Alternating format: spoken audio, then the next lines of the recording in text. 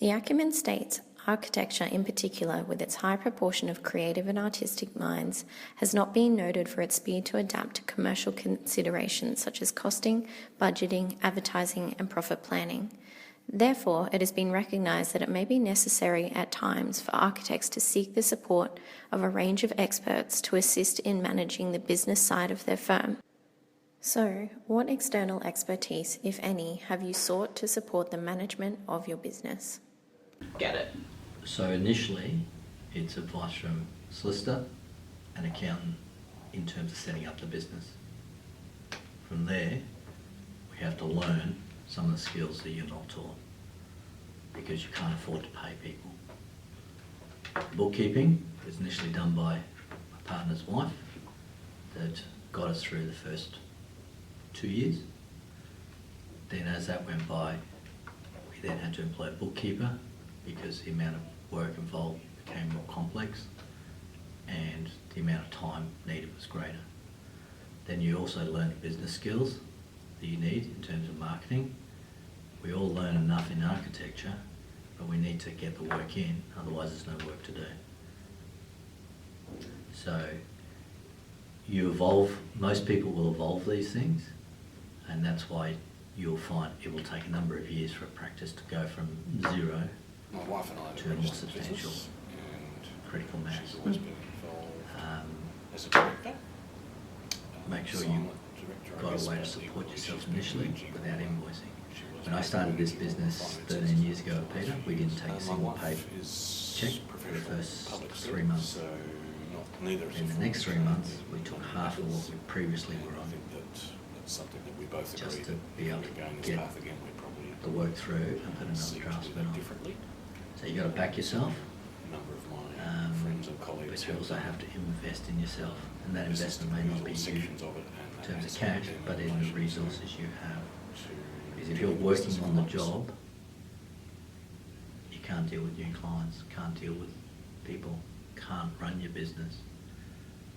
So invest in some people behind you so that you can then go and find the next job.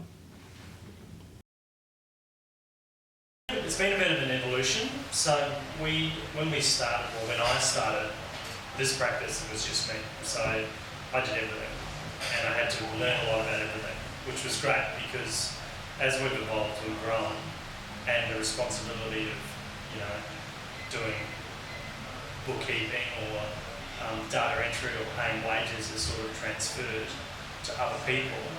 It's been good because I've had a really grounded understanding of how to do that from the start. What we do is we have an accountant who's also a business advisor, and he's a good friend, and you really have to trust in that person because they're providing really sound business advice as well as financial advice to us. We also, through various means of research and we also run a practice management software system called Synergy, which is something we took on, which has a great cost, but something we took on as an incentive to get better qualified in terms of practice administration. There's that, and then we also have a bookkeeper who comes in 1 day a week to help just with the data entry and the day-to-day shuffling of funds and that sort of stuff. But overarchingly is my control and understanding of all, which is really important as a sole practitioner with 7 staff.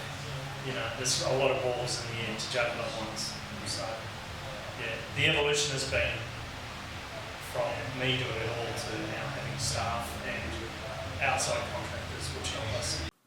Architecture firms may need alternative financial streams during economic cycles, such as investments, merging with other firms, or relying on savings or a partner's income.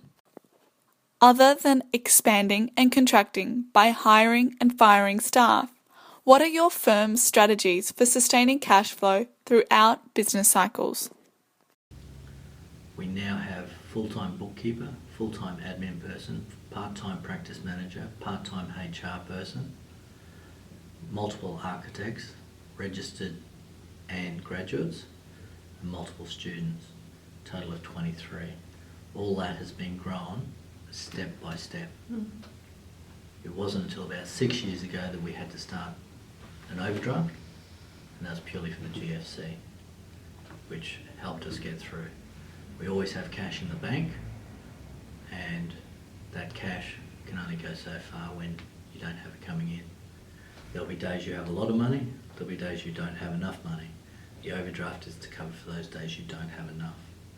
We currently have an overdraft, but we haven't used it for 18 months because we had so much cash in the bank.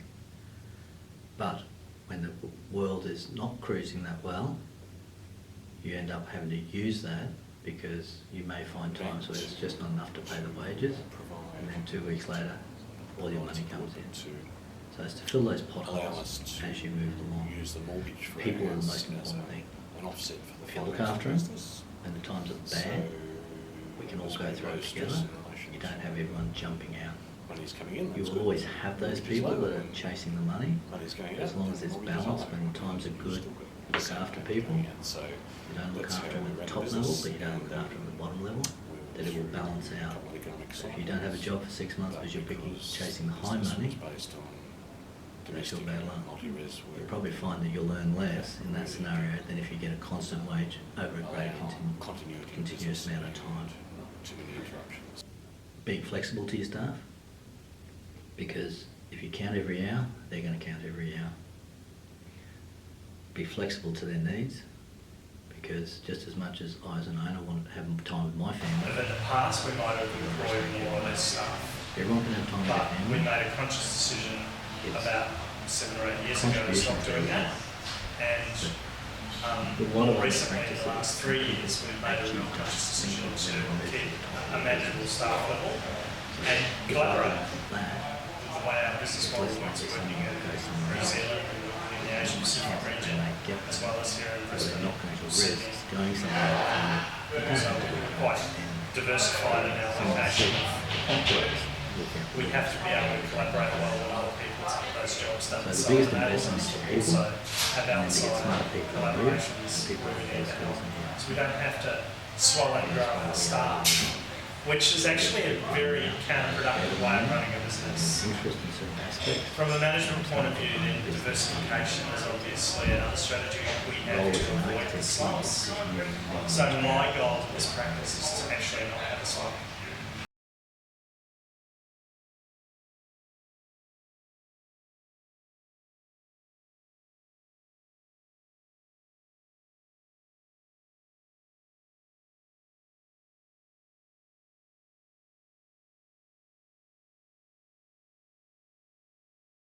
Well, I've never done a percentage fee, ever, and I never would.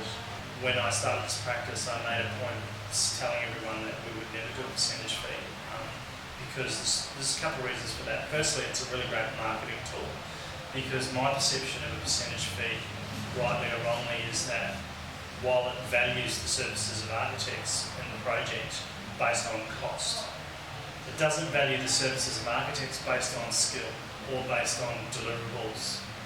So for us as a practice, we didn't want to be in a position where we had to value ourselves based on the cost of the project. So that was the first point. The second point is it's not fair, because if my client, for whatever reason, wants to spend $1 million buying the best tiles in the world to put in their kitchen or their bathroom or to put in their project, while they could possibly go and buy something for a quarter of the price, and it changes the fee of us to specify a higher end product. It doesn't make sense. Effectively, the client's paying for us to buy a better product, even though we specify it. We It take doesn't into make it any consideration harder to how do. big the job is, and just share experience. We'll say it's going to be 100 units. It's roughly costs us X dollars per unit, therefore it's this much. Yes, you can correlate that with a percentage, but at the end of the day, we know that our dollar value across a job on a sliding scale, depending on the scale of the projects, will be profitable to us. We have a pricing structure we know based on scale of project. We look at the complexities, we add a bit more in for complexities, we add more in for changes, and our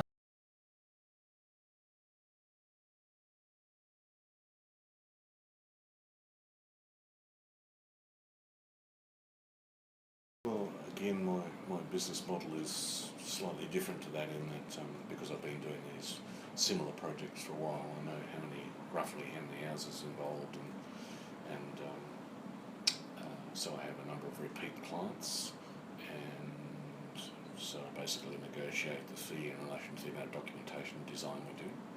I generally make allowances with my clients to say, well, these are the fee outlines for the project, and so I understand what my costing in the office is. I understand what the hours cost, and try and arrange it so that I've got a profit percentage, and I can generally negotiate the fees pretty accurately in relation to what the project cost plus profit is.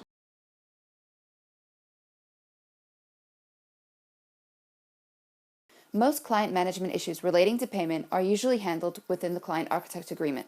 According to theory, the agreement is a binding document that reflects the intentions of parties involved. Details include rights, liability, services, and payment. However, it is widely known that architecture firms commonly experience problems due to failure to collect payment. What are the client management issues that you have experienced, and how do you deal with them?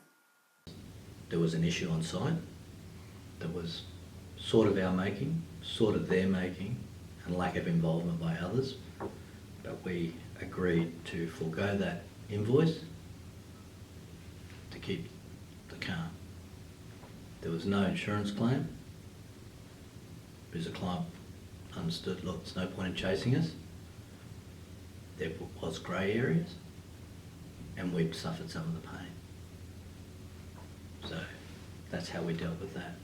If there are problems, if I was starting a business again, with what I know now, you prepare an invoice, you issue it, and make sure that if you get a phone call, that you've got a fair amount of work against the amount of the invoice. Just because you don't have cash flow that month doesn't mean you charge a client more. People do see through that. If there is a problem, Quite often, sometimes you need to cut your losses a bit startup and costs are prohibitive. make a fair value judgment of your That's when they performance. don't have any money. There's no Don't finance think that available. just because you've got a fee agreement that it's your right to claim that money, And at the end, when construction because is the client has just as much right or at sales, for you to perform your duty in a timely and accurate manner. So it's not just about you, it's about the client first, you second. There's always give and take. So make sure it's a If I go over two-way street. allowances, Draw up your invoicing, and if there's any changes, make sure there's no this surprises. section here, when they become so they've sold If you got an invoice from someone and it's different to they what you will sit expect, here and would you be surprised? able to make Yep. up that shortfall. So why should the client be any If they different? say no, I say that's fine, you don't have to do that, but I don't have to work for you either.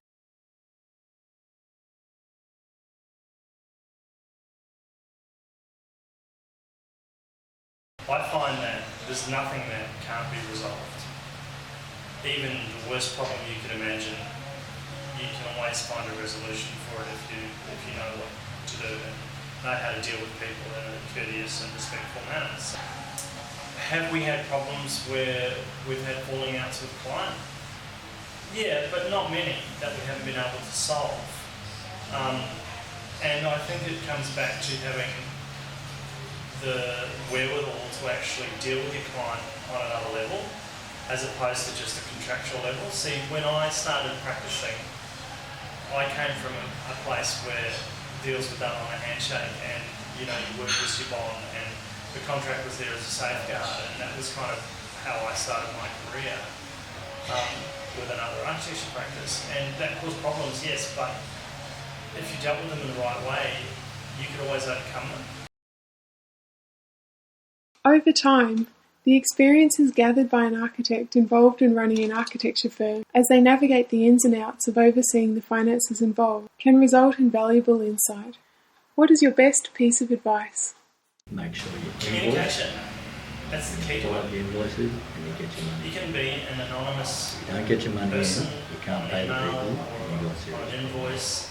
You First of will all, not know if the make sure client's you got get a problem with what you've done. before you miss it. You will not know if what you've delivered has actually reached the client. Make sure you have Just get on the realistic phone and call. cash flow business And plan. if can't get them again. Just persistence, and if you talk to them face to face or on the phone, then you can. I think people get too scared about what they're going to say. Like is there some, we're reading into it that we've done something wrong because they haven't paid their bill. They've probably just forgotten. Just ring them and find out. And if there's something wrong, then you can fix it. And that's my philosophy. Communication. Just.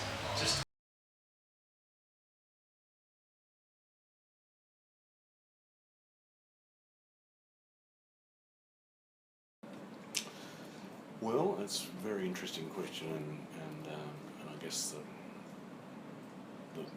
the answer to that lies in the basic premise about how I'm doing, and that is to have lots of smaller projects rather than many large projects.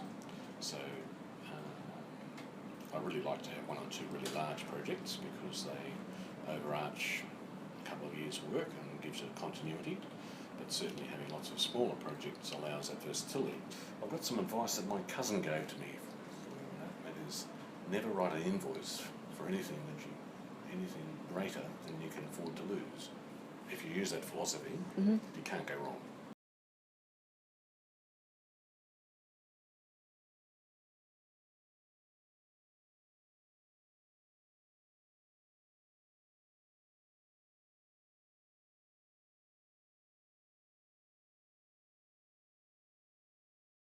Putting yourself in their position is the key. I always try and do that. So I always say, what are they thinking? How are they, let's find out what the issue is, because then we can actually deal with it at their level or at our level and give them the answer they need. So that's why I think we're quite successful with a lot of our design and construct type arrangements which we have. We understand not only how the buildings go together and to solve the problems, but we can meet people's expectations.